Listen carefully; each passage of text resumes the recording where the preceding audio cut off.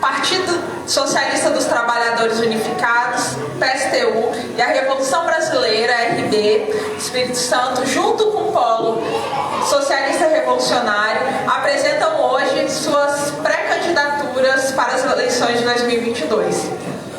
Enquanto as candidaturas reacionárias, burguesas, progressistas e reformistas disputam a consciência do povo para um projeto de mais exploração, mais fome e mais miséria, o PSTU e a RB defendem a ruptura com esse sistema capitalista e apresentam uma alternativa socialista e revolucionária para a classe trabalhadora nessas eleições. Para dar início ao ato de lançamento das pré-candidaturas, convidamos a companheira Lara Gobira, dirigente do PSTU do Espírito Santo, e o companheiro Demian Cunha, militante da Revolução Brasileira, para contar um pouco sobre a articulação que vem sendo feita no Estado e apresentar o Polo Socialista Revolucionário. Lara, você e o Demian têm 5 minutos cada um. E aí a gente vai contar aqui. Primeiro a Lara.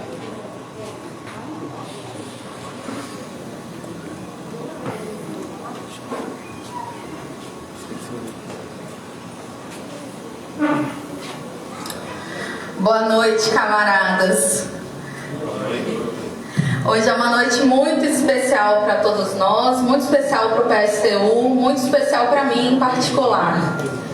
Eu queria compartilhar com vocês um pouco de como tem sido a construção do Polo Socialista Revolucionário aqui, né? E como que a gente seguiu o caminho que nos trouxe até o dia de hoje. A gente escuta muito que a esquerda precisa se unir, que a esquerda precisa de unidade, né? E a gente concorda com isso, mas não é qualquer unidade e não é a unidade a qualquer preço. A gente sabe que as candidaturas progressistas ou do amplíssimo campo da esquerda não vão resolver o problema da classe trabalhadora.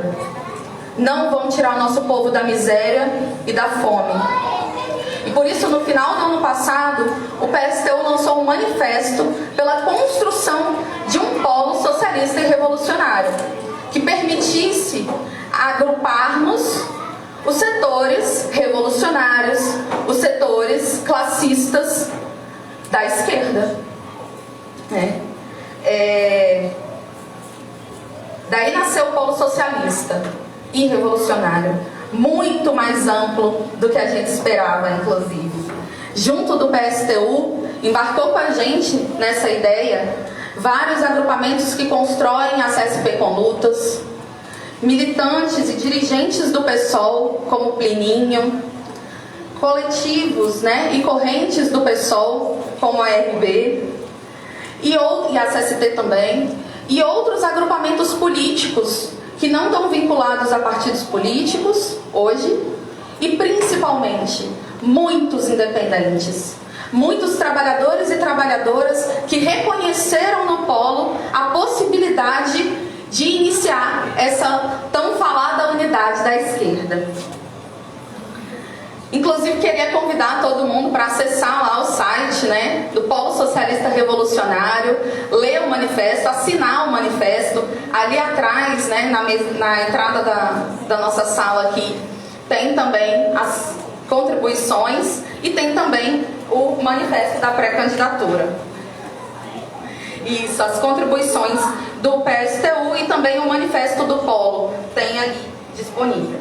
E nesse processo de organizar o Polo aqui no Espírito Santo, a gente fez o lançamento do Polo no final do ano passado, depois fizemos reuniões para discutir e construir uma proposta, um programa, e nesse processo aí a gente começou a articulação com o PSTU e a RB, que está culminando agora, na sessão de legenda que o PSTU está fazendo para a RB, para a gente lançar juntos o capitão Vinícius Souza.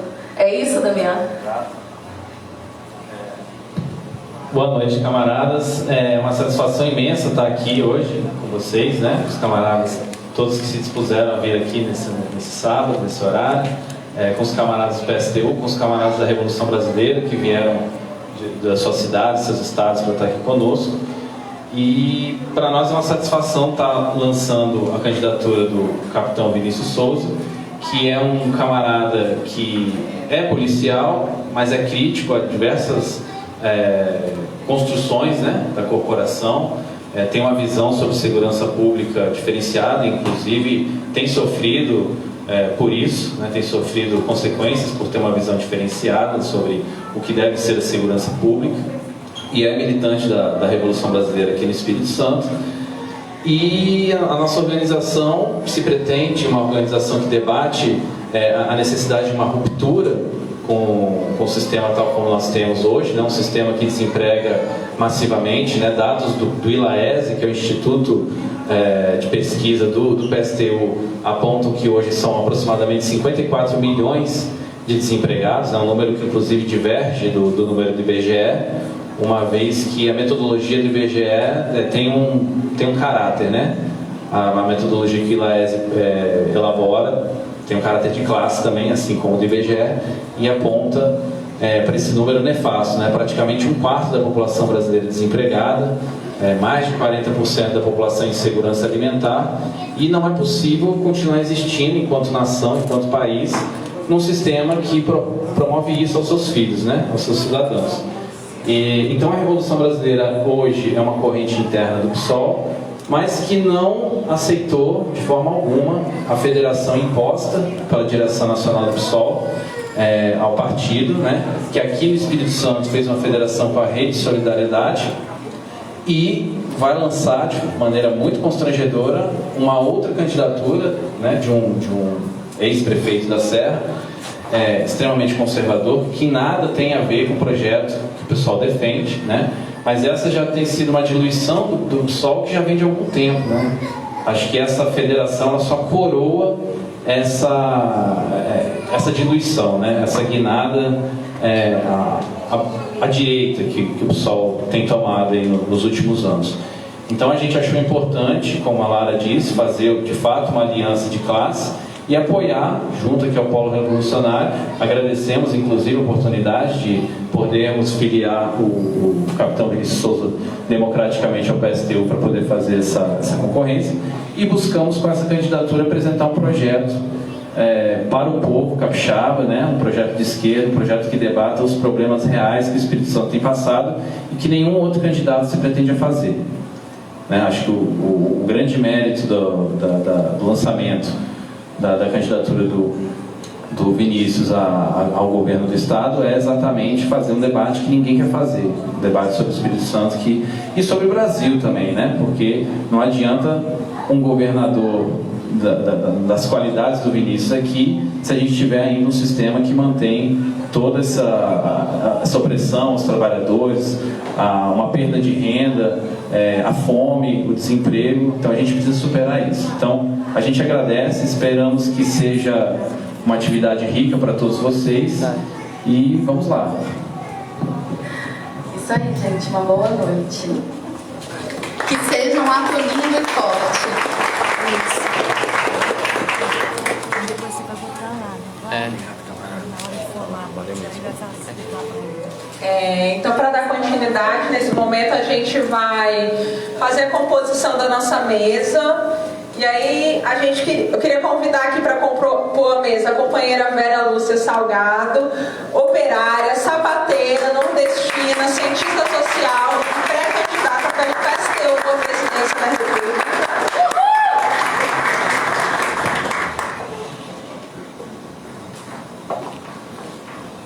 Convidamos também o companheiro Vinícius Souza, capitão da Polícia Militar do Espírito Santo em Cachoeira de Itapemirim, membro do movimento Policiais Antifascismo, militante da Revolução Brasileira e pré-candidato ao governo do Estado pelo PSTU.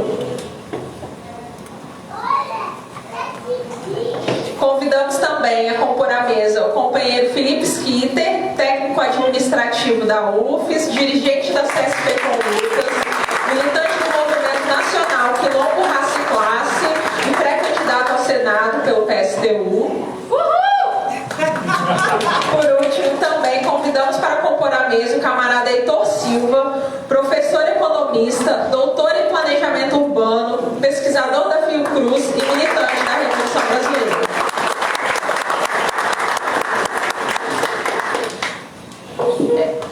Nesse momento, antes de passar a palavra à mesa, é com grande alegria também que nós recebemos nessa tarde companheiros e companheiras com quem seguimos ombro a ombro nas lutas de classe da trabalhadora capixaba. Então, nós vamos convidar aqui, cada convidado terá 3 minutos para fazer uma saudação. Primeiro eu vou convidar aqui o Maurão, que é dirigente do PCB do Espírito Santo, para fazer uma saudação.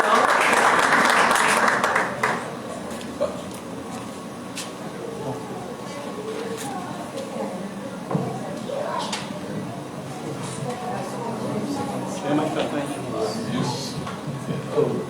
Como é então? Nosso senador aqui. Boa noite a todos e a todas, camaradas. É uma satisfação muito grande porque esse momento nós já vivenciamos em 2014, né?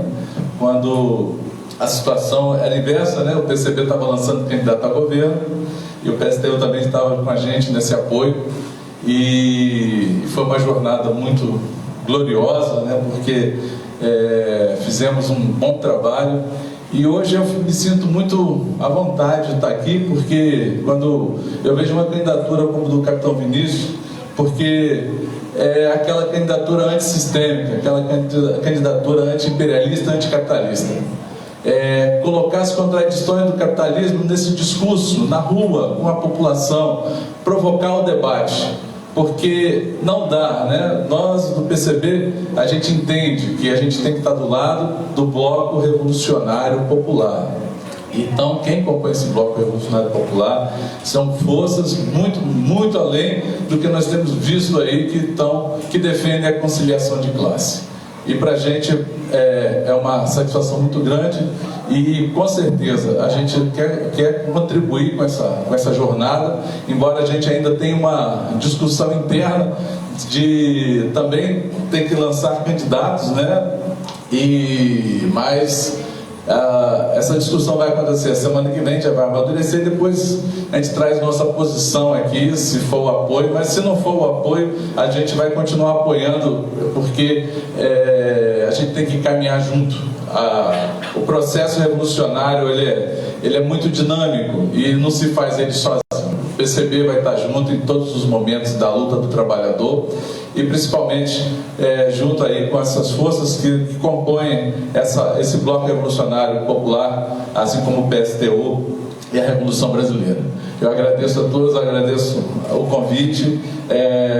O PCB com certeza vai dar sua contribuição nessa jornada, e eu fico muito feliz que tem um nome tão significativo, tão representativo como o capitão Vinícius Souza. Obrigado.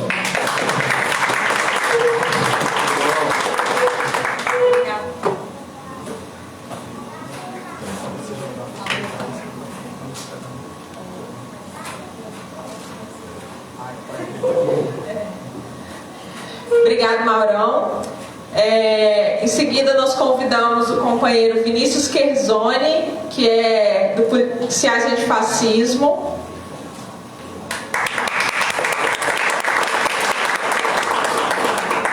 Vem com guarda-costas. Boa noite, camaradas. Sou Vinícius Scherzoni, esse é o Raul. Ei, Raul, dá um alô aqui pro pessoal.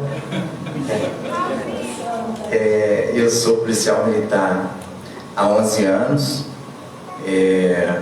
sou professor de educação física e mestrando em política social aqui nessa universidade, que eu tenho o maior orgulho de estar permanecendo ali por alguns anos, né?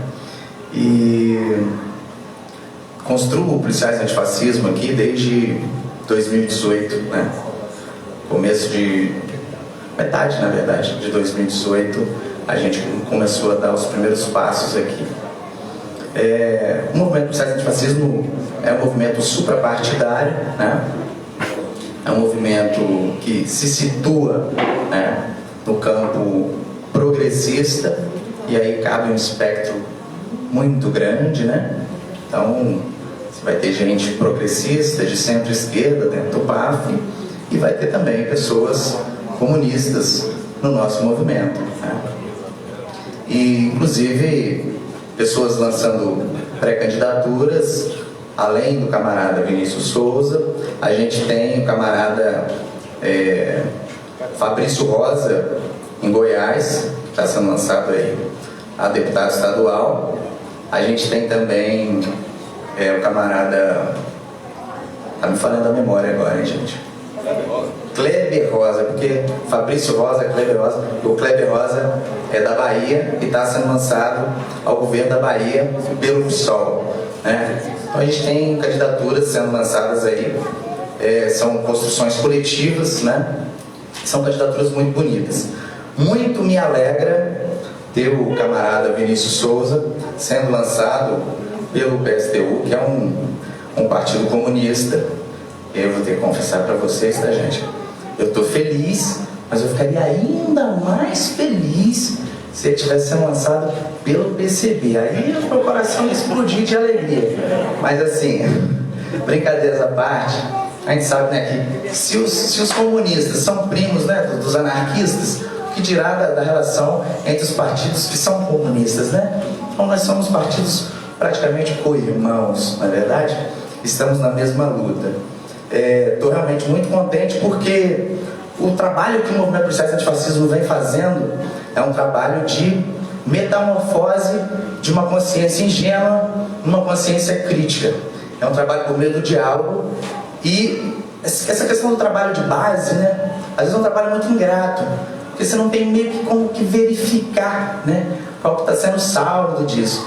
E eu acho que o camarada Vinícius Souza é um saldo do nosso trabalho de base. Lembro quando o Vinícius Souza chegou no movimento, ele discordava da desmilitarização, ele era contra a desmilitarização, e ele era um camarada que também tinha problemas aí com a questão, né, de legalizar, regulamentar as drogas, e por meio do diálogo, por meio do debate, ele foi metamorfoseando a consciência dele, né? Isso é muito bonito de assistir e ver agora aonde que o camarada chegou. Olha que coisa maravilhosa. Então, parabéns ao camarada Vinícius Souza por ter dado esse passo. Tem todo o nosso apoio. Parabéns ao PSTU. A gente deseja caminhar junto. As pautas do PAF, é importante que a gente diga que não são pautas corporativas, são pautas que dialogam com toda a sociedade. Então, na medida em que o Vinícius Souza defende as pautas do nosso movimento, ele está defendendo as pautas da sociedade como um todo e tem o nosso apoio. Estaremos juntos nessa pré-candidatura e na candidatura. Abraço, camarada.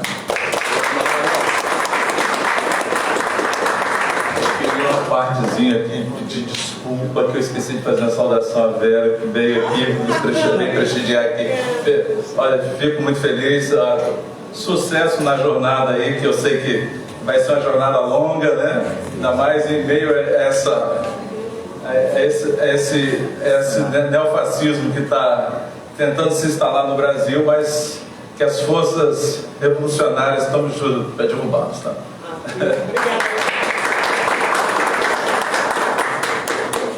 Obrigado, Vinícius. Convidar agora a companheira Camila Valadão, vereadora da cidade de Vitória pelo PSOL.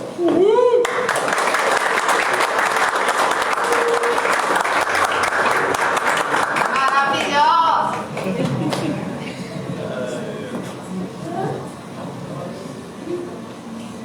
Boa noite a todos, todas e todes. Quero cumprimentar a mesa na pessoa da Vera, dizer boas-vindas à nossa terra. Já vi algumas coisas na imprensa e já gostei das provocações necessárias diante desse quadro da conjuntura brasileira e também da conjuntura do Espírito Santo. Demian já mencionou aqui que o PSOL está em um momento bastante complexo, vou usar essa expressão para dizer o mínimo, a partir de uma federação partidária, o que não me impede, obviamente, de estar aqui registrando primeiro a minha alegria, capitão Vinícius, com a sua candidatura e também a sua, Skipper. E aí quero brevemente dizer que a minha história com o Skitter começa, a gente ainda muito jovens, 2002 Skitter deve ser, nas lutas do movimento estudantil, e todas as vezes que eu encontrei o camarada Skitter foi na luta. E é na luta que a gente se encontra, e também nesses momentos de eleição, onde a gente precisa colocar as contradições, se aproveitar desse momento para fazer os debates políticos necessários para a transformação radical dessa sociedade. O capitão Vinícius Scherzoni, que também mencionou, eu conheci de uma maneira diferente. Exatamente em um momento onde eu tinha feito, em 2014, uma publicação, Vinícius, você lembra?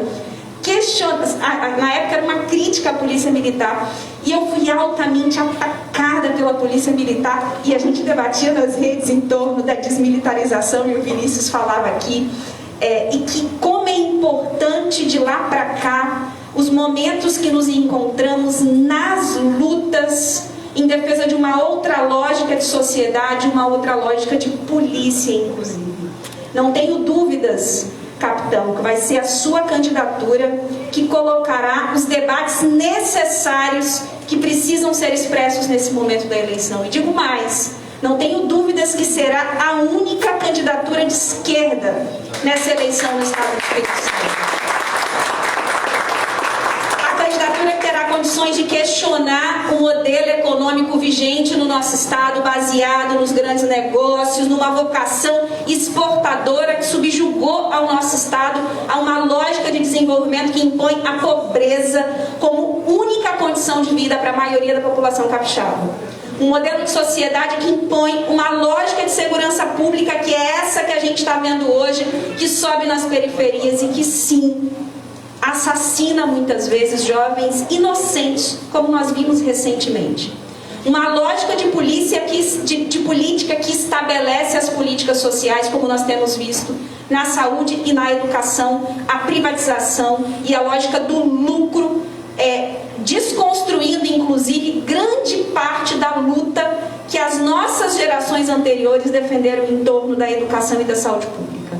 Então eu quero dizer que é com muita alegria e com muita expectativa que a gente recebe o anúncio da candidatura de vocês, e eu espero que o nosso partido se rebele e que possa sim pedir voto para uma candidatura de esquerda nessas eleições no Espírito Santo. Desejo a vocês um bom debate. Eu já quero justificar a minha saída. Vocês estão vendo aqui que eu estou com roupa.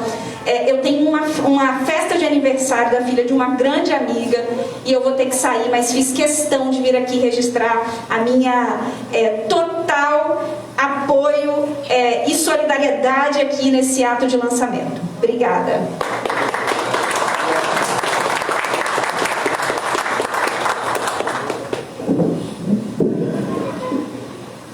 Obrigada, Camila. Camila?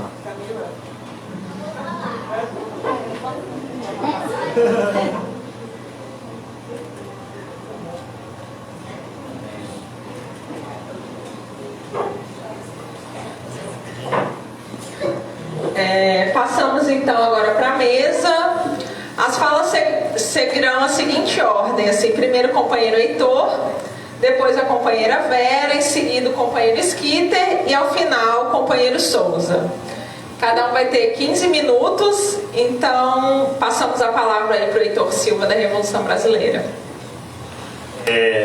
Muito bem, eu sou Heitor Silva. Não, só um segundinho. Tá. 15 minutinhos, a Lara está aqui na frente, mostrando as plaquinhas. Beleza.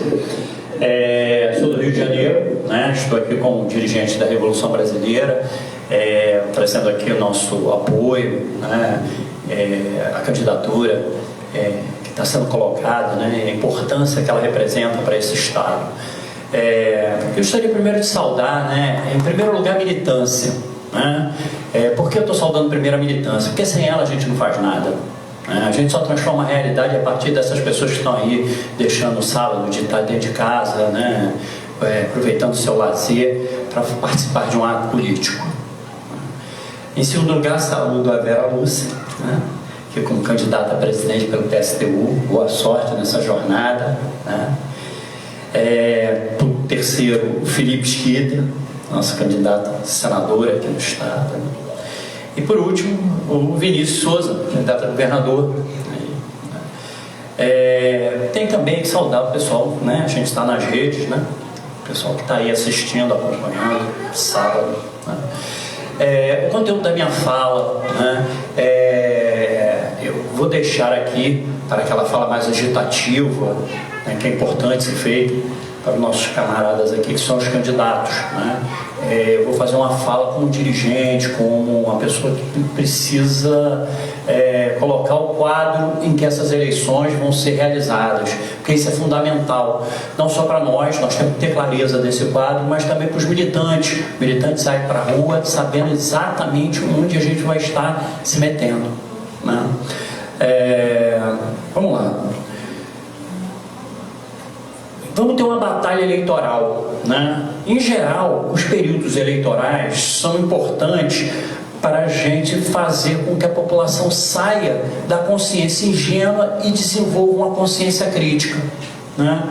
Mas para que isso aconteça, o debate precisa ser rico, o debate precisa ter ideias, né? Senão isso não acontece.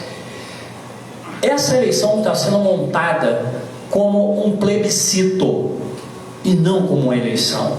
Por que eu estou dizendo isso? Porque você tem, de um lado, parece guerra de torcidas, né? Quem ama Bolsonaro e, de outro lado, quem detesta Bolsonaro. Esse é um quadro de uma pobreza que não faz avançar em nada a consciência, a discussão das graves questões que a sociedade brasileira sofre. O caráter plebiscitário dessa eleição tem como consequência a despolitização desse debate, né? Que era o papel central que uma eleição tem que ter, que é politizar. Muito bem. Por que a eleição deixou de ser esse momento de debate, de apresentação de ideias, de busca de soluções e virou uma guerra de torcidas? Isso não cai do céu, isso é uma construção. Por um lado, a gente tem o Bolsonaro, que apresenta como característica do seu marketing, do seu discurso, a fuga dos temas do cotidiano. Vocês nunca vão ver o presidente da República falando sobre preços dos alimentos, combustíveis, gás de cozinha, sobre emprego, crise de emprego, sobre aposentadoria, que nenhum de nós mais sabe quando nós iremos nos aposentar. E ele se refugia no passado. Que passado é esse? Um passado idealizado, que nada tem a ver com o passado histórico. É um passado que remonta a uma família idealizada, uma família tradicional, né? Que trabalha com a ideia de que o passado era melhor, e o passado era melhor porque era o reino da família tradicional, né? E aí, ao mesmo tempo, ele faz a operação de eleger o seu inimigo. Quem é o inimigo? O inimigo é quem ataca o que ele considera a família tradicional. De quem que ele está falando? Dos gays, das lésbicas, né? Os que lutam pela liberação do aborto. E aí a família tradicional cobre também o discurso machista, porque remonta a uma família, né, centrada no homem, na figura do homem. Mas isso não é uma operação feita por um lado só. Do outro lado, nós temos o candidato Lula, que também faz uma fuga para o passado. Ele, o tempo todo, foge dos temas que incomodam os grandes capitalistas e os conservadores. Se refugia no passado, falando de um crescimento econômico nos períodos em que ele foi governo, principalmente o segundo governo, né? Em políticas compensatórias, né? Também remetendo às que ele já realizou, né? Como se o mundo tivesse parado esperando a volta do Lula. O mundo não é o mesmo. O Lula remete para um passado que não pode ser reconstruído, porque o mundo mudou. E é disso que a gente vai falar um pouquinho, né? E aí, os dois se igualam quando escapam do grande debate. Qual é o grande debate? O que a gente vai fazer para gerar emprego nesse país? O que a gente vai fazer com os preços? O que a gente vai fazer, no caso da superestrutura, com a reforma trabalhista, com a reforma previdenciária? E aí a gente tem uma eleição onde tem dois candidatos em que a população vai dar cheque em branco para qualquer um dos dois. Já que eles não apresentam um projeto, né? É cheque em branco. Se eu acredito nele, eu voto. Muito bem. Eu falei aqui para vocês que o mundo mudou. Aquele passado não consegue se repetir. Por que eu estou dizendo isso? Usei até uma caracterização bíblica, né? A terra que emana leite e mel, né? Como se fosse possível reviver isso aí. E é um pouco também o dilema do Ciro, né? Para nós da RB, a verdade é central na política. A gente pode perder voto, mas a gente não pode perder a capacidade de falar a verdade, porque a verdade te capacita, te gabarita para frente, né? Se o teu diagnóstico está correto e as coisas acontecem, depois a população, o eleitor, o militante reconhece e diz: eles estavam corretos, eles tinham uma linha acertada. Então esse é o nosso compromisso. Doa a quem doer, né? E aí, para a gente entender por que esse passado não se repete, tem que pensar um pouquinho nas transformações que o capitalismo sofreu. Primeiro, uma revolução técnico-científica que junta eletrônica e telecomunicações. A eletrônica permitiu aumentar em muito a produção através de robôs. E as telecomunicações permitiram gerência por redes, ou seja, você não precisa estar exatamente no lugar em que a fábrica precisa ser gerenciada, o negócio precisa ser gerenciado, né? E ao mesmo tempo, essa gerência em redes, ela permite o sessionamento. O que é o sessionamento? Você pode fazer uma parte aqui, uma parte ali, uma parte acolá. Vou dar um exemplo rápido, nem é brasileiro. A Nike. A Nike, ela tem a sua parte de finanças em Nova York, a sua parte criativa, onde se criam os modelos de tênis na Califórnia, e o tênis é produzido no Sudoeste Asiático, percebe? Você espalha pelo globo. Isso é uma tendência, né, do capitalismo contemporâneo. E aí os efeitos políticos, a superestrutura vai se adaptando a essas modificações, né? O neoliberalismo é fruto disso. O neoliberalismo era uma imposição dos grandes grupos econômicos na superestrutura, na forma como o Estado funciona, né? O neoliberalismo, basicamente, a gente pode falar em liberação de fronteiras. Liberação de fronteiras para produtos, já que a produção está espalhada pelo mundo, ela precisa circular, precisa sair componente de um para outro. E de capitais, né? O mercado de capitais globalizado através de redes. Mas é restrita essa liberdade de circulação. Tem uma coisa que cada vez mais está sendo proibida a circulação: gente, a imigração. A busca por trabalho, essa é proibida. A decorrência desse neoliberalismo é uma luta ferrenha contra os sindicatos enfraquecidos, né, devido ao desemprego da revolução técnico-científica, né? E em decorrência disso, ataques aos direitos dos trabalhadores. Isso é uma coisa global, não é brasileira, né? Ao mesmo tempo, você tem uma transformação nos fretes marítimos, construção de supernavios, o afretamento muito barato. Isso permite com que você concentre a produção em alguns países e retire de outros. Concentra onde? China e Índia, basicamente, né? E retira da onde? América Latina, por exemplo, né? América Latina, América do Norte, no caso do México. Muito bem. Efeitos no Brasil das transformações do capitalismo recente. Como aqui já falou o Démio, também, né, nós da Revolução Brasileira cumprimentamos o esforço que o Laese faz, utilizamos os dados, né, muito relevantes que é feito ali. Sem empregos. Sem emprego é quem tem menos de 15 anos. 58 milhões, 28% da população. Subempregados, os que estão na informalidade, 33 milhões, 16% da população. Então temos 44% da população, somando esses dois, né? Mais ou menos metade. A cada dois brasileiros, um ou é desempregado ou é subempregado. A desindustrialização, que também é decorrência disso. A indústria de transformação. Em 1995 ela respondia por 17% do PIB. Em 2020 ela responde por 11% do PIB. A construção civil. Em 1995 ela respondia por 7% do PIB.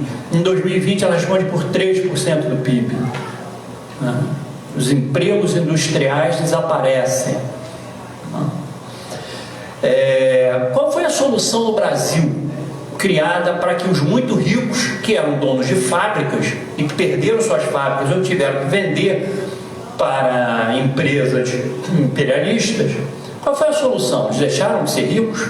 Não, né? Cito aqui algumas: COFAP, Monark, Calói, Estrela, né? O setor de brinquedo desapareceu. Cria-se um mecanismo para garantir os lucros e para eles continuarem sendo os milionários que sempre foram. Que mecanismo é esse? Títulos da dívida interna. E o outro, privatização, né? Teve muito também que pegou seu dinheiro e comprou empresas estatais. E como é que esses títulos da dívida interna funcionam? Através de juros astronômicos. E como é que isso nos afeta? Isso nos afeta em duas pontas. Uma, qualquer um aqui que tem um cartão de crédito sabe o que significa atrasar o cartão de crédito. Isso está ligado aos juros da dívida interna. E outro, reduz a capacidade de investimento. Então, pelos dois lados, você tem efeito sobre o emprego. Isso constitui o que nós estamos chamando, nós na Revolução Brasileira chamamos de capitalismo dependente rentístico. Essa explosão da dívida interna representa um assalto aos recursos do Estado. Para que todo mundo tenha uma noção do que eu estou falando, isso aqui são dados da Auditoria Cidadã da Dívida.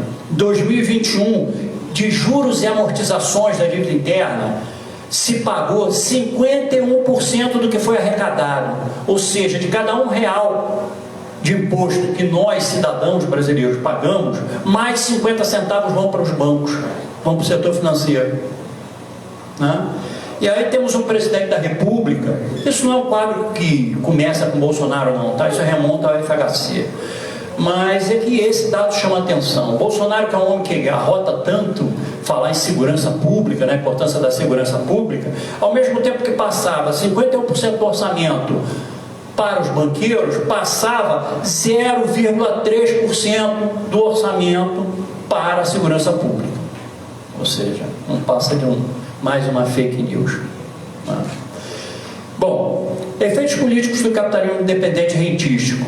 E essa aqui é uma velha discussão que a gente tem com os companheiros do PSTU. Existe uma coesão burguesa. Por quê? Está todo mundo ganhando muito dinheiro ancorado nessas coisas, né? Então não tem por que eles brigarem entre eles. Vou dar um exemplo. Os bancos brasileiros são imunes às crises. No mundo inteiro os bancos tiveram problema, né? Menos no Brasil. Todo ano é maior. No ano da pandemia, em que nós morremos mais de 600 mil brasileiros, os bancos tiveram aumento de lucro. Muito bem. Isso explica um pouco o contexto a coesão burguesa explica o contexto a partir do segundo Dilma. A economia mundial estava decrescendo, a economia nacional também. Isso significava que a arrecadação ia diminuir. Se a arrecadação ia diminuir, como é que ia se pagar os títulos da dívida interna? Para isso era necessário afastar a presidente da República, que ela tinha um ritmo diferente do que precisava ser implantado para manter essa. E a outra solução aí foi com o Temer. A solução foi a emenda constitucional 95, que estabelece um teto de gasto durante 20 anos. Agora, todos os gastos estão excluídos? Não. Sabe qual é o gasto que está fora da emenda Constituição 95? Os gastos com pagamento de títulos da dívida pública. Interessante, não? É o mesmo mecanismo que está por trás da lei de responsabilidade fiscal, que o tempo todo falava em que os governos não podem gastar mais do que arrecadam. A única rubrica fora da lei de responsabilidade fiscal era o pagamento dos títulos da dívida interna. Muito bem, estou terminando. Coesão da burguesia e eleições, né? Se ouve muito falar em que a burguesia está rachada em torno de Lula, Bolsonaro. Olha só, o Bolsonaro é um elefante na loja de louças. É claro, ele é constrangedor para a grande burguesia, tá certo? O Lula é educado e manso. Mas no fim, se mantendo essa lógica capitalista, rentística, dependente, tudo será como Dante no quartel de Abrantes. Bom, por fim, né, esse quadro todo, termino aqui, esse quadro todo é alimentado por uma coisa que é uma característica da América Latina: superexploração do trabalho. Isso é um conceito complicado, mas eu vou dar um exemplo simples que todo mundo vai entender do que a gente está falando. O salário mínimo, quando ele foi criado estabelecido uma cesta básica, que era necessário ser comprada. O salário mínimo necessário, para comprar aquela cesta de quando ele foi criado lá no governo Getúlio Vargas, ele seria de R$ 6.754. Quanto é o salário mínimo? 1.212. Efeitos disso, né? Vou dar um dado aqui. A TV nos lares americanos, em 1950, 9% dos lares americanos tinham TV. Em 1960, 87% dos lares americanos já tinham TV. Por que eles podem comprar as coisas? Porque eles recebem um salário decente. Brasil, 1960, 5% dos lares brasileiros tinham TV. 2000, 87%. O que demorou 10 anos para acontecer nos Estados Unidos, demorou 40 no Brasil. Né? Enfim, esse é o problema. Né? E nisso aqui eu termino falando da candidatura do Ciro Gomes. Ciro Gomes propõe, como solução para resolver esse problema, uma transformação capitaneada por uma burguesia nacional. Burguesia nacional essa que está até o pescoço mergulhada na coesão burguesa. Qualquer processo de transformação da realidade brasileira tem que estar baseado na classe trabalhadora, porque é essa que está perdendo, porque é essa que não tem emprego, porque é essa que não consegue comer, porque é essa que não sabe mais se aposenta. Né? Muito bem. E aqui fica um apelo, né? Já que a gente fala em unidade das esquerdas, parece né? Será que a unidade só pode ser feita em torno do picolé de chuchu, do Alckmin, né? Sobre a égide do capital? Por que não fazer aliança? Aqui no Espírito Santo era possível, sobre a égide da classe trabalhadora, sobre um discurso revolucionário, um discurso classista. Era essa a nossa mensagem aqui da Revolução Brasileira. Obrigado.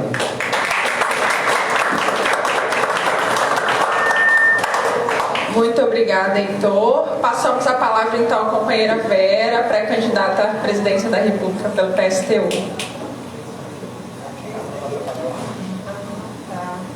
Eu vou ficar perto, porque eu vou mais à vontade. Oi. Fica aqui mesmo.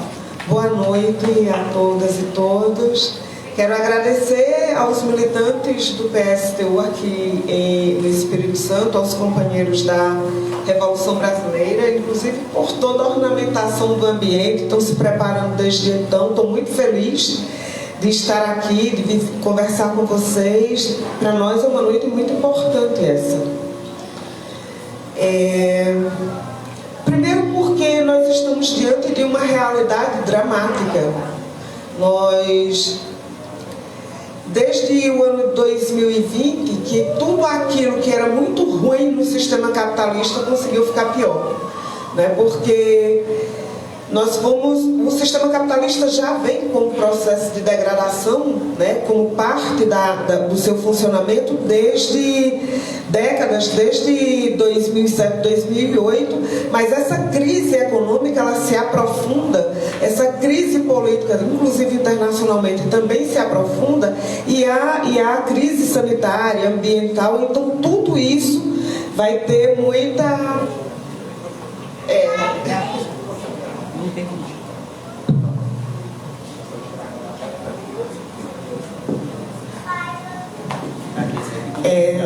Isso. Deixa eu sentar que talvez fique melhor. Fica melhor. Ele está condicionado a estar em pé, sentado. Então deixa eu falar sentado. Então nós estamos diante de uma crise muito, muito difícil.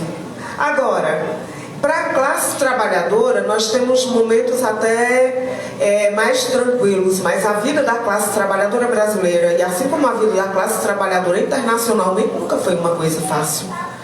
Veja, ontem completou 134 anos da abolição da escravatura aqui no Brasil. Quer dizer que nós, os negros, em pleno desenvolvimento da sociedade capitalista, quando da sua fase de expansão, no seu nascedouro, né, no auge do seu surgimento, nós chegávamos aqui nesse país, e como em vários outros países, os negros e negras na condição de escravizados.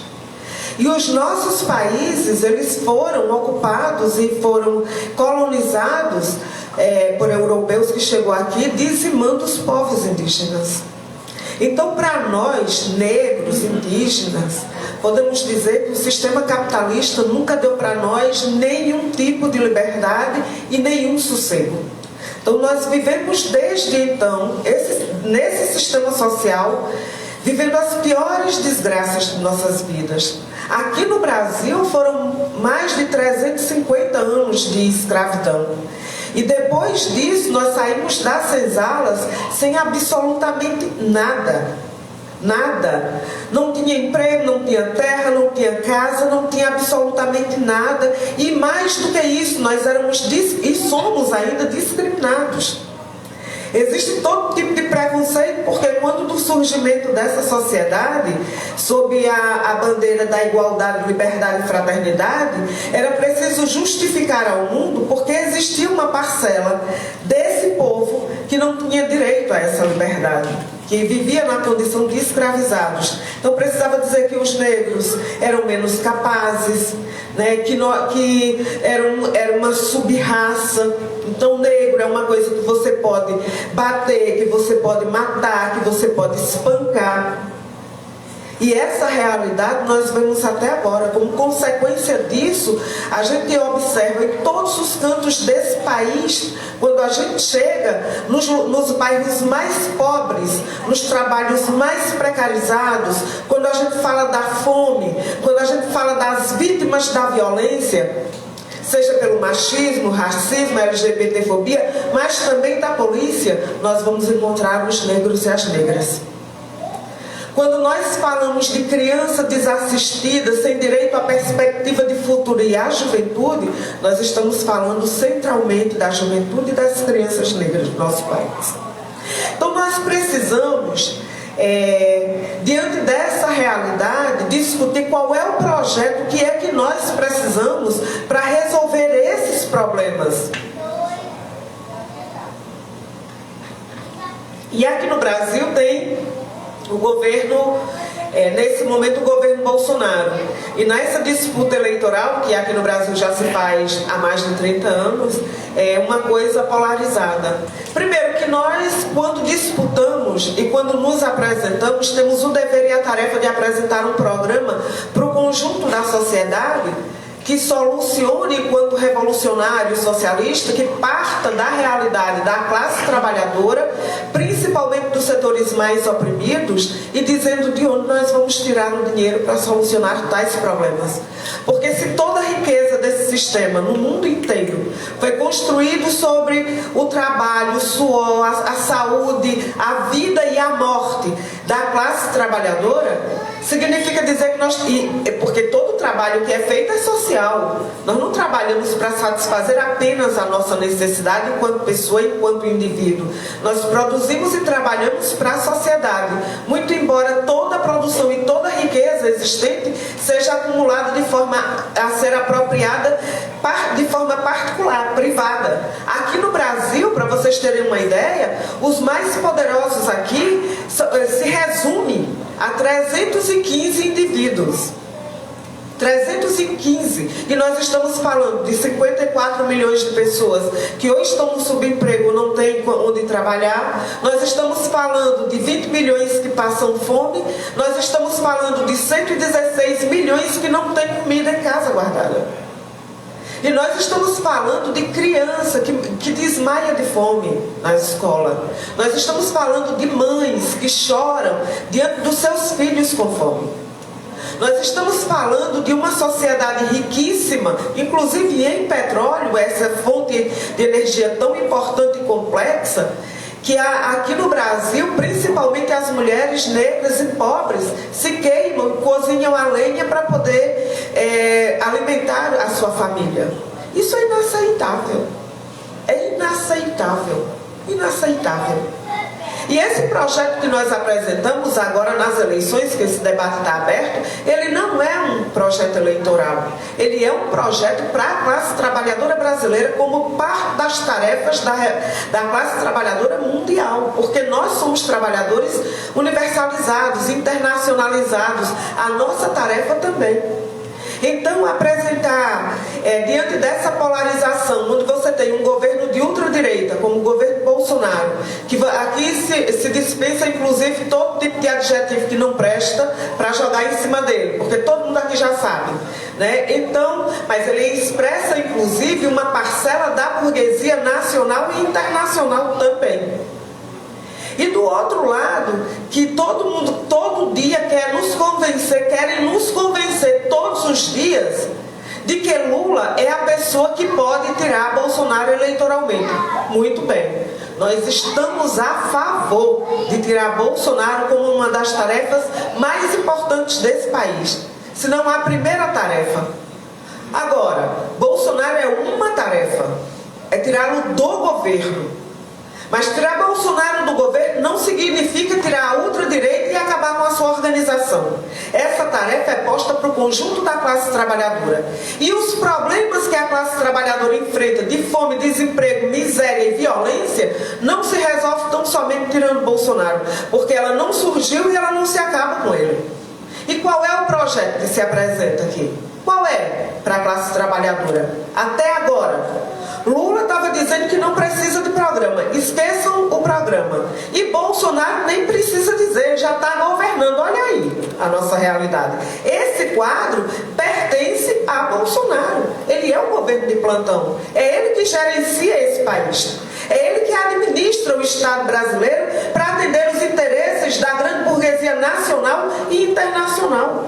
E eles têm lucrado muito. Porque quando nós estamos falando da fome aqui no Brasil, não significa dizer que não tenha riqueza, não. E que não tenha lucro, tem muito lucro. Os trabalhadores da CSN e os operários estão em greve há vários dias. Eles lutam por ticket de alimentação, para aumentar o valor do ticket de alimentação, por reajuste salarial, pelo direito a uma PLR. A Vale triplicou os seus lucros entre 2020 e 2021. Ou seja, em meio à morte, o desemprego e a fome, eles estão lucrando absurdamente. E da mesma forma a Petrobras, e da mesma forma os bancos. Significa dizer que todo esse privilégio existente nessa sociedade, essa riqueza é absurda.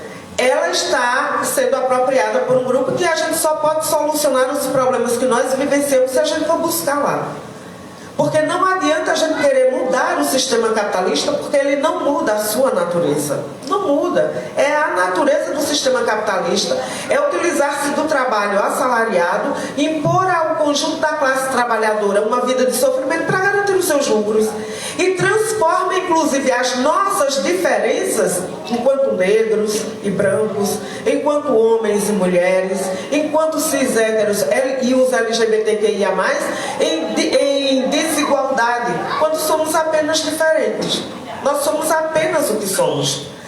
E essa é a razão central pela qual nós nos negamos a fazer uma aliança com qualquer setor da burguesia nacional e internacional. Aqui no Brasil, o PSTU lutou bravamente nas ruas para derrubar Bolsonaro e a gente disse, a gente junta com gato e cachorro para derrubar Bolsonaro. Agora, para administrar o país, a gente não pode fazer isso. Porque administrar o país exige que você tenha um plano, que você tenha um projeto, e no projeto da classe trabalhadora não pode caber a burguesia. Porque se couber a burguesia, vai garantir os interesses da burguesia e não da nossa classe. Porque nós precisamos, diante desse cenário, criar as condições para suplantar esse mesmo sistema. Ora, nós precisamos desestatizar reestatizar as empresas que foram privatizadas, nós precisamos estatizar as 100 maiores empresas desse país, nós precisamos deixar de pagar a dívida pública para atender às necessidades mais imediatas da classe trabalhadora, precisamos revogar todas as reformas que foram feitas contra a classe trabalhadora. Um programa como esse requer a classe trabalhadora organizada, porque a gente não pode submeter também esse projeto ao comando de um Congresso corrupto como é o Congresso brasileiro. Nós precisamos nos assentar na própria classe trabalhadora para garantir a aplicação desse projeto. E ao fazer isso, nós estamos dizendo à nossa classe, ao mesmo tempo, nos organizemos, porque essa tarefa pertence à classe trabalhadora. Como diz nosso companheiro e camarada JR, nós não podemos terceirizar as tarefas da classe trabalhadora para que Lula, juntamente com a burguesia, possa tentar resolver, que é tirar somente Bolsonaro. Como é que pode fazer uma coisa dessa? Não podemos. E diante dessa polarização, que de um lado tem Bolsonaro e do outro tem Lula, nós dissemos o seguinte: nós precisamos juntar nesse país, num polo, aqueles que se dispõem a apresentar um projeto para a classe trabalhadora e discutir com ela esse projeto de sociedade, buscar a organização da nossa classe nos seus locais de trabalho, de moradia, onde ela estuda, nos conselhos populares, nos sindicatos, nos movimentos, de forma tal que a gente possa discutir esse projeto e esse programa com a nossa própria classe e de forma coletiva a gente solucionar esses problemas para nós. Por quê? E aí nos dizem, é preciso, mas vocês não vão ter votos. Aí a gente diz, tá, tudo bem, vai ser muito, muito, muito difícil, mas a gente quer voto. A gente quer porque a gente precisa disputar cada voto nesse país, aqui em Vinícius, aqui também em Skitter, por uma simples razão. O voto aqui não é apenas em Skitter e em Vinícius. É um voto num programa que nós estamos apresentando à classe trabalhadora brasileira e dizer, abrace porque esse programa é nosso. Tem dúvida? Venha discutir conosco. Tem dificuldade? Venha discutir conosco. Tem divergência? Venha discutir, porque ele diz respeito somente a nós. A burguesia brasileira não pode resolver o problema do desemprego. Não pode resolver o problema do salário. Não pode, por uma razão simples. O lucro deles depende da nossa desgraça. Acabar com isso é acabar com eles mesmos. Eles não estão dispostos a isso. E nós não estamos dispostos a morrer de fome. Simples assim. E por essa razão, veja, esse polo ele é extremamente importante. E nós precisamos, onde for possível, eleger parlamentares, porque além disso, esse partido, essas organizações correm o risco de se calarem porque a legislação brasileira, a legislação eleitoral não permite que a gente possa se desenvolver plenamente, porque as eleições, inclusive, não é um espaço democrático. Ele é um espaço antidemocrático, privilegia os grandes partidos, os partidos que são milionários. A campanha de Bolsonaro vai ser bilionária. A campanha de Lula vai ser bilionária. A nossa campanha vai ser com alguns tostões. Tá? E nós vamos fazer do mesmo jeito, com a mesma garra. Porque é o seguinte, meus camaradas, minhas camaradas aqui presentes, nós temos uma tarefa.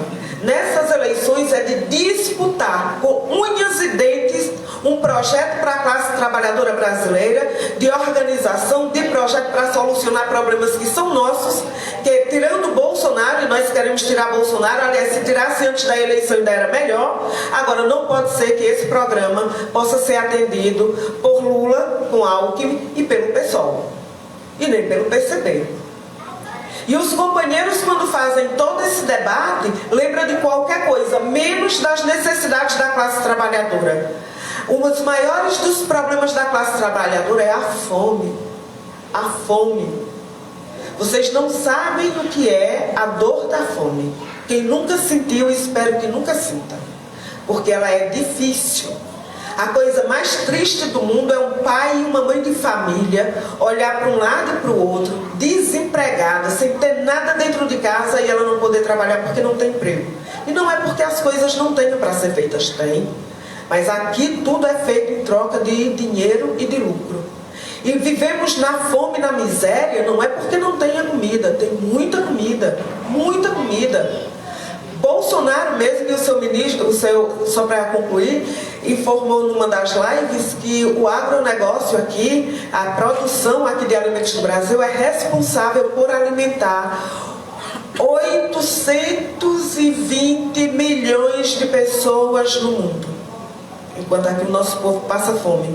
Porque comida no sistema capitalista não é só comida, é mercadoria. E ou você tem dinheiro para comprar, ou você morre de fome na frente da comida. E nós precisamos garantir a alimentação do nosso povo. Nós precisamos estatizar os meios de produção da terra, para que nós possamos produzir comida, para que a gente possa saciar a fome aqui no Brasil e dos nossos irmãos na América Latina. Essa é uma tarefa nossa. Essa tarefa nós não podemos terceirizar, não podemos delegar nem aos reformistas e muito menos à burguesia. Essa é uma tarefa dos revolucionários e socialistas nas eleições e para além das eleições.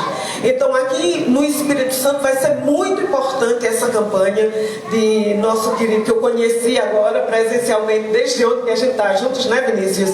Nessa tarefa é muito desafiadora para Vinícius, assim como meu camarada Felipe Schitter, que vai estar aqui na Comissão do Senado disputando. E olha, nós precisamos de cada uma e de cada um de vocês que está aqui nessa atividade de hoje para discutir com cada trabalhador dessa cidade, do interior também, no estado inteiro, esse programa. Porque é isso que nós temos que oferecer na nossa classe. Nós temos um projeto de sociedade para a gente tentar, para que a gente possa ser livre e possa viver em paz, que o sistema capitalista não permite.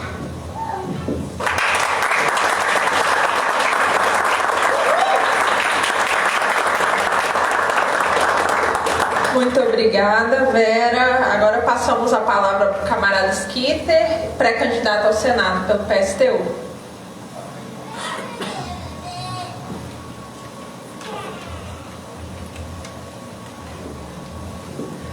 Boa noite, companheiras e companheiros. Depois dessas duas falas fica até difícil, né? Mas eu vou tentar aqui. Primeiro eu queria agradecer a presença de todas e todos aqui. A gente sabe do esforço, né, que a gente faz para tirar um tempinho da nossa vida para esse encontro. É muito importante toda essa construção, né, Vinícius, e Demian, e Lara, Fabíola, nossa militância do partido que está presente também aqui, para a gente conseguir chegar nesse momento, né, desse lançamento da nossa pré-candidatura, das nossas pré-candidaturas. E isso é um acúmulo, é resultado de toda uma luta e uma atuação política que a gente vem arrastando há muito tempo. Camila mencionou aqui, né, a gente militou junto na época do movimento estudantil, então há toda uma trajetória. Mas por que agora? Por que aqui? O que nós estamos querendo com isso? O que está acontecendo? Eu acho que Vera e Heitor já mencionaram bem a crise social que a nossa sociedade, né, nossa população vive, de fome, de desemprego, de carestia, o quanto está difícil botar comida dentro de casa, o quanto está difícil abastecer o carro, o quanto está difícil a gente ter uma educação, uma saúde de qualidade, e o quanto é necessário a gente superar essa condição de miséria e de sofrimento do nosso povo. Como mesmo quando a gente consegue um trabalho, muitas vezes é um trabalho precarizado, é uberizado, é pejotizado, né? Então existem condições que vão sendo degradadas, né? E faz com que o nosso povo vá sofrendo e vá passando cada vez mais amargura. E nós, enquanto um setor que se considera, né, mais consciente, que olha para essa realidade e pensa, olha, é necessária uma transformação, nós temos uma responsabilidade. Nós temos que elaborar nossas propostas, aglutinar os nossos e ir para a rua e colocar uma alternativa para fora. Então acho que esse é parte de um momento de um acúmulo e por isso valorizo a presença de cada um e cada uma que está aqui. Porque eu sei que vocês têm esse mesmo sentimento que eu tenho aqui, da necessidade da gente transformar, não maquiar as mazelas sociais, não maquiar o capitalismo, mas transformar essa sociedade profundamente. Inverter essa ordem de prioridades que Vera fala, né, da gente ter uma produção de alimento gigantesca, mas ao mesmo tempo o povo passando fome. A gente ter tanto apartamento aí que está vazio e pessoas morando na rua. Então a gente sabe que a nossa sociedade ela tem uma profunda desigualdade, nós precisamos superar isso urgentemente. é imediato. E quando o povo vai à rua, quando o povo se rebela, a gente vê que não é para esperar para outro dia, não. Não dá para falar, inclusive, lá em outubro a gente resolve isso. Não, é agora. Né? E parte do nosso projeto e da nossa estratégia, ainda que nesse momento nós estamos discutindo eleição, mas é porque nós sabemos que o povo está querendo discutir as eleições, está atento para esse processo e tem esperança de que através disso mude. Mas nós, contraditoriamente, vamos ser aquela mosquinha ali, né, que fica zumbindo, aquela pulga atrás da orelha, que vai dizer, olha, você pode até votar, e nós queremos o voto, mas para a gente ter uma transformação profunda, nós precisamos nos organizar, precisamos mobilizar nas nossas bases, nossos coletivos, nosso sindicato, precisamos apostar numa estratégia de transformação profunda da sociedade, que passa pela Revolução Brasileira, né, pela revolução que tem a Revolução Russa, né, a transformação profunda da sociedade como nós desejamos. Nesse sentido, é muito importante que os revolucionários se apresentem nesse processo. Não permitamos que somente aqueles que buscam ocupar os espaços institucionais se apresentem como alternativa para o povo. É necessário que a gente se apresente e fale, olha, infelizmente com esse Congresso, com essa Constituição, com esse Supremo Tribunal Federal, com essa estrutura social que nós temos, nós não vamos mudar. Nós precisamos entrar na raiz da sociedade. Nós precisamos expropriar os bancos, expropriar as grandes empresas, temos que suspender o pagamento da dívida, temos que revogar todos esses ataques que foram realizados à classe trabalhadora, e somente assim a gente vai conseguir reverter as condições de miséria que estão colocadas. E esse é, em certo sentido, o nosso papel aqui, de dizer não somente uma fala que visa reformar o Estado brasileiro, mas que visa estabelecer um processo revolucionário, um processo de transformação profunda da sociedade. Nesse sentido, o governo Bolsonaro, ele é de fato um desafio diferente para nós, porque uma parte da população a gente está tendo dificuldade, inclusive, de dialogar. Uma parte da população, inclusive, está capturada pelo militarismo, né? Por esse discurso de que, né, esses militares que chegaram ao poder aí vão resolver o problema, né, com a mão dura. E aí isso é um processo que me parece muito interessante com a candidatura de Vinícius, porque ele, apesar, né, e embora, digamos assim, nessa perspectiva de ser militar, ele chega para essa população e fala, olha, eu sou o capitão da polícia e tal. A pessoa fala, opa! Mas aí ele fala, revolução, socialismo, transformação profunda da sociedade. Aí a pessoa fala, uai, mas eu achei que você ia falar ditadura. Então isso mostra que é possível existir um policial de esquerda, um policial comunista, um policial revolucionário. E é muito importante que, como os policiais antifascismo, mas como o Vinícius também, consiga estabelecer essa aliança com os demais setores da classe trabalhadora, com o movimento sindical, com o movimento do campo, com o movimento popular. É fundamental que a gente consiga estabelecer uma aliança com os indígenas, com os quilombolas. Só a gente vê o que está acontecendo com os Yanomami. A gente vê o que está acontecendo. A gente viu, saiu ontem uma notícia de uma mulher que passou 72 anos em condição análogos à escravidão no Rio de Janeiro, né? Então, uma coisa assim que está acontecendo hoje, isso assim, né? Comemorando aí a abolição da escravatura, essa falsa abolição, e a gente vê que a nossa sociedade continua colocando os nossos corpos como meros objetos da exploração, da mais profunda e humilhante. Então é fundamental que a gente tenha também essa capacidade de crítica e de aliança com setores da classe que são estratégicos para essa transformação. É fundamental para uma transformação profunda que a gente tenha o proletariado, e é fundamental que a gente tenha o setor das Forças Armadas do nosso lado, que voltem suas armas contra os nossos generais, como diria o velho hino internacional. É fundamental que a gente consiga abalar as estruturas dessa sociedade. E esse é um desafio que está colocado para nós aqui, enquanto pré-candidatura, não meramente como uma candidatura que visa, vamos dizer assim, se colocar como aquele salvador da pátria, né? Tipo, vota em mim que eu resolvo. Não. É para fazer uma interpelação, uma evocação a cada um que está aqui, para ser mais um no processo dessa transformação, em que a gente pega essa bandeira, aquela bandeira vermelha que foi tão atacada, bancada, né, nesse último período, voltar a erguê-la, ir para a rua e colocar a nossa pauta, o nosso programa para fora, disputar a nossa sociedade, disputar cada setor, o vizinho, o colega de trabalho, né? Então, esse é o desafio que está colocado para nós. E é fundamental que a gente consiga romper, inclusive, com esse discurso do anticomunismo, né, o discurso do antissocialismo, que também circula na sociedade. Que a gente afirme pela positiva. A Vera fez isso ontem, né? Falou, quem dera houvesse uma ameaça comunista no Brasil. Nós precisamos colocar o comunismo como uma ameaça. Mas não uma ameaça para o povo que está passando aí. Para o povo o comunismo é bom. É uma ameaça para os capitalistas, para os banqueiros, para os ricos que estão vivendo da exploração.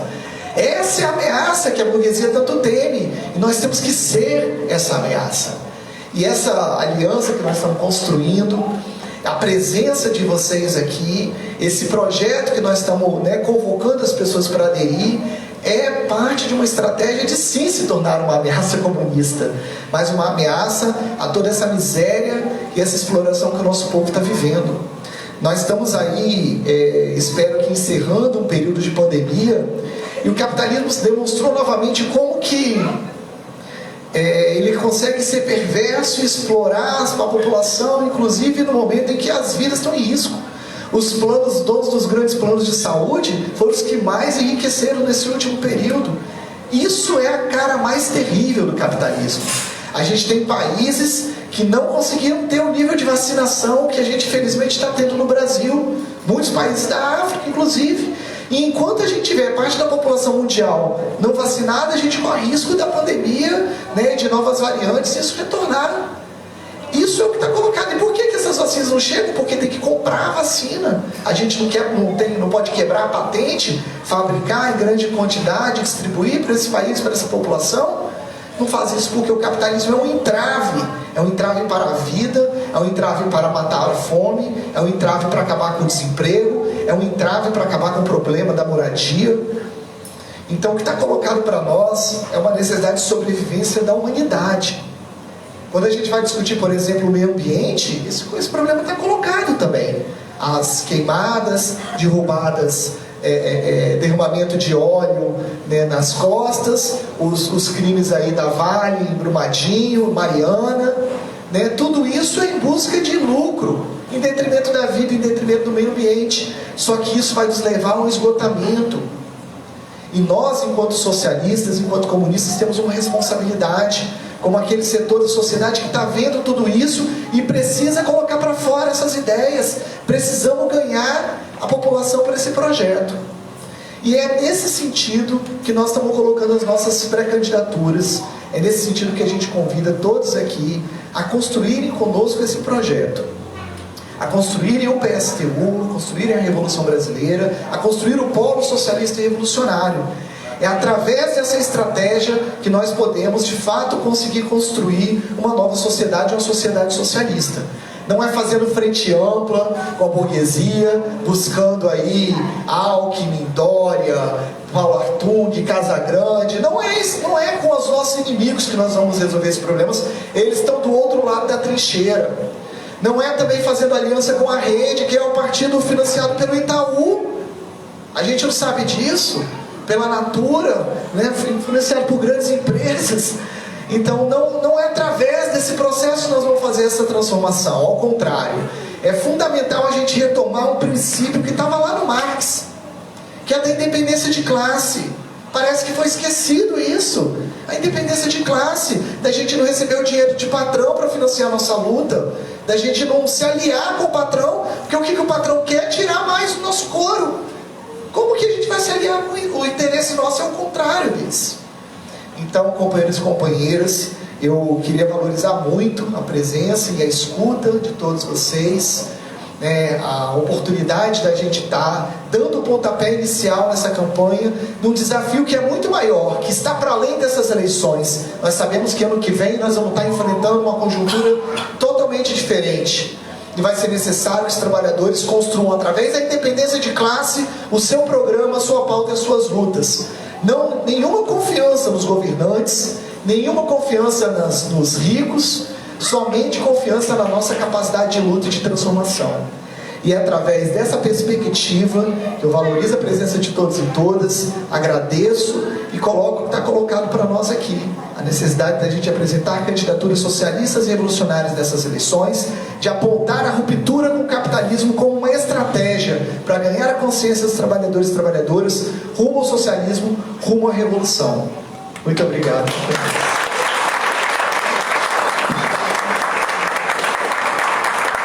Muito obrigada, Splinter. Me admira ele ter falado em menos de 15 minutos.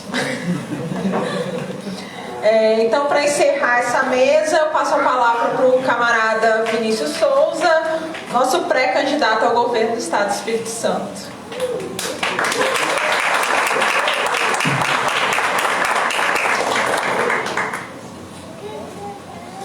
Camaradas, boa noite. Eu também espero ser breve. Já foi dito, né? Uma quantidade de maravilhas acerca aqui da Revolução, por pessoas que têm o conhecimento e a vivência da teoria revolucionária e da prática revolucionária. Foi dito a partir dessa mesa, foi dito a partir de convidados que estiveram aqui na frente, trazendo um grande prestígio para esse nosso evento, para esse nosso projeto, para essas nossas candidaturas. Valorosos camaradas aqui não fizeram o uso da palavra. Então, no meu radar aqui, observando os camaradas, não fizeram uso da palavra. Sigamos. Eu quero de princípio, então, já que estou à vontade, o tema já foi abordado, eu quero de princípio reivindicar, como eu sou o único pré-candidato ao governo do Estado negro, eu quero reivindicar a insurreição do queimado. Eu quero reivindicar a minha ancestralidade,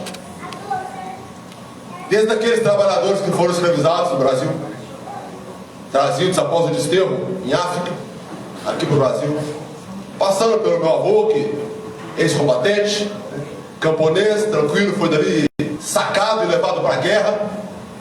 Não sei se ele tinha ao menos o conhecimento de para onde ele estava indo. Camponês. E nós estamos falando de pouco tempo atrás. Eu quero reivindicar a minha avó, mulher negra, lavadeira. Quero fazer essa travessia e dizer que aqui está falando um trabalhador, um pai de família,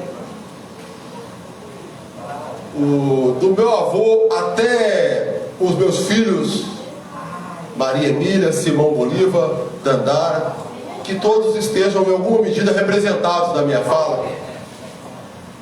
E sendo essa também a vivência de toda a classe trabalhadora, eu que, a meu ver, também sou o único pré-candidato assalariado ao governo, porque temos visto muito do sistema político. Mas nessa condição reivindicar, portanto, a atenção da classe trabalhadora a esse recado que nós estamos trazendo aqui nessa noite. Reivindicando a atenção da classe trabalhadora, queremos reivindicar a Revolução Brasileira, dizer que é o caminho necessário e possível a ser trilhado pelo nosso povo. O nacionalismo revolucionário, o radicalismo político são essenciais, são requisitos, no mínimo mais apressado estudo da história que nós fizemos, seja da nossa família, seja do nosso país. As condições de vida da classe trabalhadora no Brasil são absurdas, são humilhantes. Nós lidamos com a fome, com a miséria, é o nosso cotidiano. E se nós observarmos na África como está a situação por lá, nós observarmos na Ásia, grande parte da Ásia, no leste europeu, aí nós vamos compreender o seguinte: nós não estamos lidando com um problema pontual do Brasil. A solução para esse problema não é eleitoral. Quero de início aqui colocar: a solução para isso não está no processo eleitoral. A solução para isso necessariamente, está na organização da classe trabalhadora dos povos de todas essas nações, escravizada, colonizada, explorada em sua riqueza natural, em seus recursos naturais, na riqueza produzida pelo trabalho de cada um desses povos, todos desaguando em benefício de um império. Que espécie de conciliação é possível propor num cenário desse? Que espécie de conciliação? Com quem nós estamos conciliando? Nós estamos falando de um grupo de pessoas que na trajetória histórica fizeram um mercantilismo escravagista. Agora promovem um imperialismo completo, irrestrito, com o roubo absoluto das riquezas de todos os cantos do mundo, em favor de um sistema financeiro que provoca fome, provoca miséria no mundo todo. Nós estamos numa posição muito longe de uma posição confortável para pararmos aqui e fazermos uma análise, mas para viabilizar essa candidatura, essa reforma, poder maniar com aquele burguês. Olha, precisamos sim expropriar cada um dos meios de produção. Pertence à classe trabalhadora. Se sequer a enxada pertence ao camponês, o meio de produção pertence ao trabalhador. Precisamos começar a reivindicar aquilo que é nosso e entender que somente com luta, organização, é que nós teremos alguma transformação. Não é possível esperar, acreditar que no processo eleitoral... Nós temos aqui no Brasil, história recente, o João Goulart, né? João Goulart assumiu, havia sido eleito, vice, na verdade, assumiu após a renúncia de Jânio Quadros. Assumiu. Já foi aí um processo tumultuado, os camaradas conhecem. Mas ao menor sinal de um pequeno avanço, foi dado um golpe. Certo? Então nós vamos usar o período eleitoral para fazer uma comunicação com as pessoas, com a classe trabalhadora, para que ela se oriente. Errado está ela em acreditar na possibilidade desse sistema político, que é um cadáver em céu aberto, esse sistema político entregar qualquer coisa que seja transformadora para qualquer um de nós. Nós podemos falar também das demandas concretas. Precisamos falar, deveríamos estar falando das demandas concretas da classe trabalhadora. Eu compor um movimento de policiais antifascismo, temos lá um conjunto de pautas, como o camarada Vinícius Quezoni bem colocou, conjunto de pautas que vão abordar não o ponto de vista apenas a melhorar as condições de trabalho, tão somente, que já seria revolucionário, porque as condições de trabalho dos profissionais de segurança pública são caóticas, acho que isso é público, mas sobretudo para esse povo que necessita e tem direito à segurança. Esse direito, como tantos outros, está apenas expresso ali na Constituição, ou como a lei, é apenas um texto, certo? Porque nós temos uma democracia burguesa, isso, a gente conquista e aquilo vira, com muita luta, aquilo vira uma palavra lá na lei, certo? Mas nada disso é entregue sem outra luta, dia após dia na luta, e conciliando, e aceitando, e compreendendo. Não, são posturas incompatíveis. Por exemplo, nós temos no setor dos transportes uma necessidade muito concreta da população. É assim no Espírito Santo e certamente em todo o Brasil. E esse é um setor, chama-se transporte público. Não é público, certo? É um setor que está nas mãos da iniciativa privada, não nos moldes capitalistas da livre concorrência. Não, é um troço pré-capitalista. É entregue a uma máfia, a um monopólio que ele controla. E a última preocupação que ele tem é com a qualidade do serviço. Ele tem que cuidar da lucratividade, máxima lucratividade que ele pode extrair dali. Isso é um serviço, teoricamente, um serviço público. Pois será que é estranho eu dizer aqui, será que é radical demais eu dizer aqui, que o primeiro passo para o transporte público é torná-lo público, é botar para fora a máfia, iniciar uma auditoria, isso deveria ser a obrigação, isso é óbvio, iniciar a auditoria para saber cada centavo do que foi, de como foi investido ali, porque recebem subsídios do governo, e nós caminharmos sim para um modelo onde um conselho popular comunitário faça a gestão política, faça o direcionamento político. O que será a política de transporte? Quem vai dizer a população usuária? Quem vai gerir isso no dia a dia da empresa? Um conselho de funcionários daquela empresa, são os trabalhadores e quem tem a competência para fazer a gestão daquelas empresas. É chocante dizer isso? Chocante para mim é a barbaridade que nós temos no serviço público, coisa mais distante de ser público, né? Do mesmo modo, na segurança pública, as pessoas se chocam de nós dizermos, bom, dizem que estamos numa democracia, uma democracia burguesa, uma democracia limitada e a serviço de muito poucos. Mas tem esse nome da democracia? Se tem esse nome, na polícia, nós teremos então uma polícia com a eleição do comando geral pelos policiais. Nós teremos uma polícia com o comando de cada um dos comandos locais, com chefias locais, eleitos e indicados diretamente por um conselho popular, pela comunidade local. Isso seria o mínimo para uma democracia. Então esse modelo burguês, esse sistema burguês, ele não é sequer uma democracia burguesa legítima. Ele não entrega sequer aquilo pouco que ele se compromete a entregar para a classe trabalhadora, certo? Mas são elementos que cabe a nós, não cabe a esse sistema modificar nada disso. Ele está ganhando, ele está na vantagem, fazendo aquilo que é da natureza. Mas nós temos que compreender que isso é o imperialismo.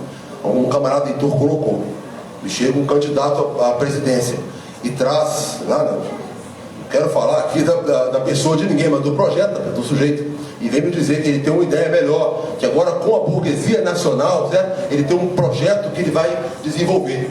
Então olha, por favor, né? Isso é algo inviável e visivelmente, obviamente inviável, porque essa burguesia ela não tem interesse no desenvolvimento nacional. Tem qualquer interesse. Dentro da perspectiva imperialista, nós somos uma nação de capitalismo dependente, um país periférico. Nós temos o nosso papel a cumprir segundo a burguesia internacional. O papel que nos cabe, no nosso caso aqui, é o de exportar as commodities. E agora o nome bonito é commodity, porque é um negócio elegante, né? Eu falar contigo, olha, você vai exportar matéria-prima. Aí parece que não avançou, então agora se chama commodity. Mas é exportação de matéria-prima. Soja, minério de ferro, petróleo, preferência cru. E acabou o seu papel. Vamos industrializar o papel com o apoio da burguesia. A burguesia já está dizendo: nós não cumpriremos esse papel de industrialização. Nós não cumpriremos o papel de venda, que é o papel que está pré-estabelecido pelo imperialismo. Não há possibilidade de modificação desse quadro a partir dentro do capitalismo. O capitalismo apresentou o que tem para nós. Não são as elites locais, a burguesia nacional, de cada um dos setores. Não, nenhum deles dá as cartas. Eles estão sim ganhando aí o seu trocado, né, numa máfia do transporte, cada um no seu cambalacho. Mas quem de fato dá as ordens é um sistema financeiro internacional. O mundo é globalizado. A economia do Brasil está completamente financiarizada. Toda a lógica ela é rentística hoje.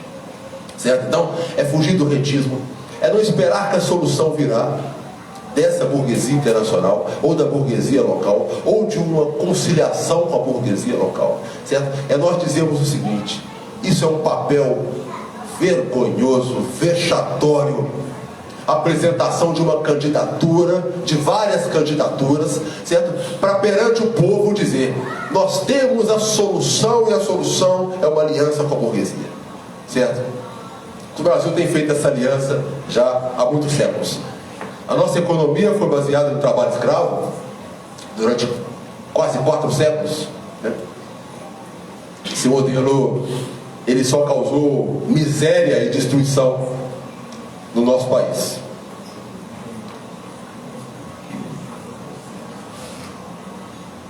Quando eu coloco a questão do transporte aqui apenas como exemplo, é para nós termos em vista que esses sistemas, esses grandes empresários, eles recebem isenções, mas não só nos transportes. Eu me lembro da candidatura do camarada André Moreira, ele falou com total propriedade de como opera a lógica das isenções, inclusive era uma coisa sigilosa, não era sequer público. O informativo de como se davam essas isenções. Isenções para quem? Para as grandes empresas, certo? E nós, no nosso cotidiano, estamos obrigados a guinchar a motocicleta de um trabalhador de um aplicativo, certo? Que não pagou o imposto, o IPVA daquele ano. E ele pode, portanto, quebrar o Estado, não é verdade? Se ele não pagar o IPVA daquele ano, certo? Será que é mirabolante dizer que era preciso um governo da classe trabalhadora que, no mínimo de imediato, isso não resolverá? Resolverá a Revolução Brasileira, resolverá. Mas que, no mínimo, tenha a decência, Heitor, de dizer o seguinte: façamos auditoria, agora vamos inverter a lógica, certo? Não vai pagar para trabalhar. A isenção tem que ser dada para o trabalhador, certo?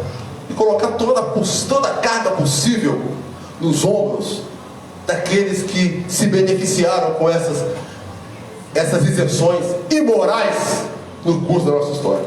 Mas a verdadeira revolução, a verdadeira solução é pela Revolução Brasileira. Por quê? Mesmo as máquinas, mesmo os meios de produção que estão nas mãos desses grandes capitalistas, pertencem a nós. São fruto do nosso trabalho, do nosso suor. Nós, portanto, não temos que lutar pela tributação de grandes empresas tão somente, certo? Nós temos que reivindicar a propriedade dos meios de produção pela classe trabalhadora. O caminho para isso é a Revolução Brasileira. O caminho para isso é a percepção por parte da classe trabalhadora de que ela precisa se organizar em conselhos populares e assumir todo e qualquer poder político nessa sociedade. Que ao Estado cabe apenas as funções administrativas e todo o poder político aos conselhos populares. Todo o poder político aos conselhos populares. É nesse sentido, camaradas, que eu quero agradecer muitíssimo, certo? Muitíssimo a cada uma das colocações que me antecederam, pois agregaram aqui a clareza necessária, né, pro recado que eu precisava trazer, que é muito mais um recado de indignação, certo? E dizer que a minha candidatura, a candidatura do camarada, a pré-candidatura com o nome do camarada escrito, a pré-candidatura com o nome do camarada Vera, certo?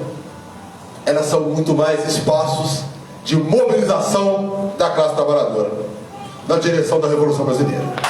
Obrigado, camarada.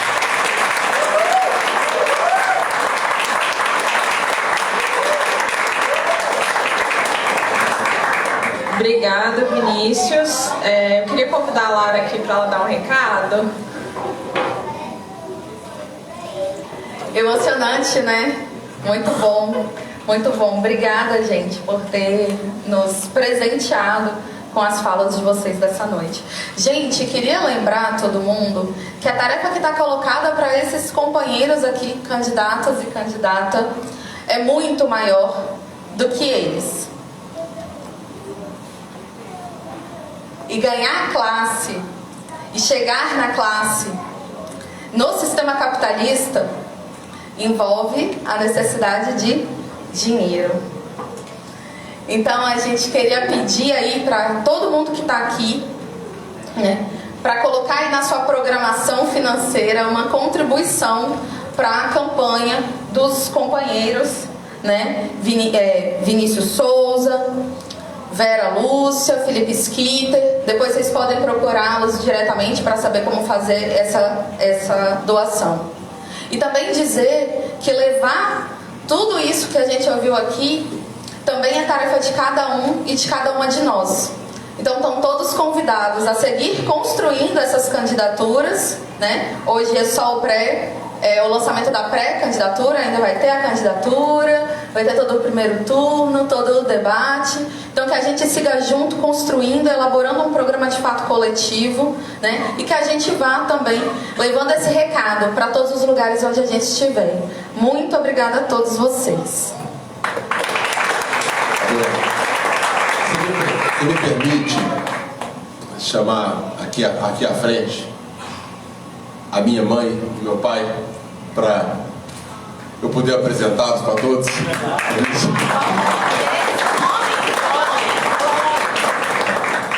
Papai, acho que ele foi pegar uma água ali. Qual o nome do seu pai, Vinícius, da sua mãe? O meu pai se chama Simão, minha mãe se chama Neuza.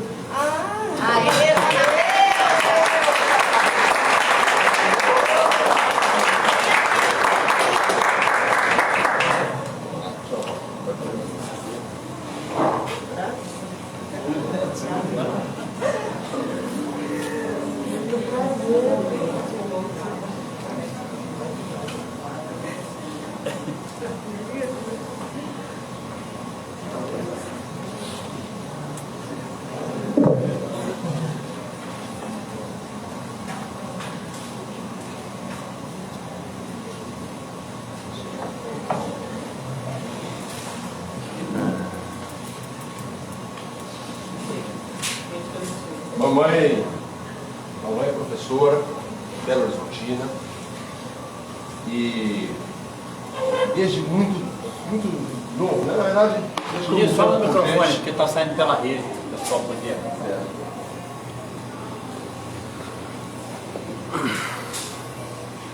E desde que eu me entendo por gente, que minha mãe me dá a orientação política, me dá a condução e me dá a compreensão de que eu sou um trabalhador, o filho da classe trabalhadora. Certo? Isso parece muito básico, mas precisa ser sempre reforçado para os nossos filhos, tá? Que eles são da classe trabalhadora, né? Nessas épocas aí que se fala de empreendedorismo e ilusões no sujeito trabalhador, de que ele tem outro lugar e basta ele querer. Não é nada disso, né? É muito importante. Ah, mãe, obrigado.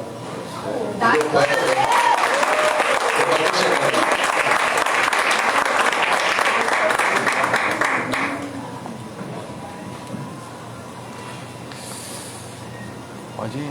Tá vendo? Papai Biel, dá um abraço pra ele. Então, pessoal, a gente vai caminhando para o encerramento, né? Então, na entrada do evento, há uma lista de presença para quem não assinou, deixar a sua assinatura lá para a gente saber que você veio e saber que nós temos apoio também aqui nesse momento. Então, queremos compartilhar também a cartilha do PSTU, a cartilha do Polo Revolucionário Socialista e também do manifesto e o material de campanha já, né, para vocês pegarem lá. Pré-campanha. Pré-campanha. Então, antes de terminar, também a gente queria convidá-los a tirar uma foto conosco, com os nossos pré-candidatos. Mas depois da foto não é para ir embora. Nós temos também comida, né? Nós temos aí um caldinho que vai ser servido e tem opção vegana também para quem não come carne, né? Então é isso, muito obrigada. Esse evento também só acontece porque tem gente que apoia a nossa causa, né? E que compra no sentido não da mercadoria, mas que compra também a luta conosco, né? Então, muito obrigado, boa noite a todos e todas, e a gente se vê. É na luta que a gente se encontra, né?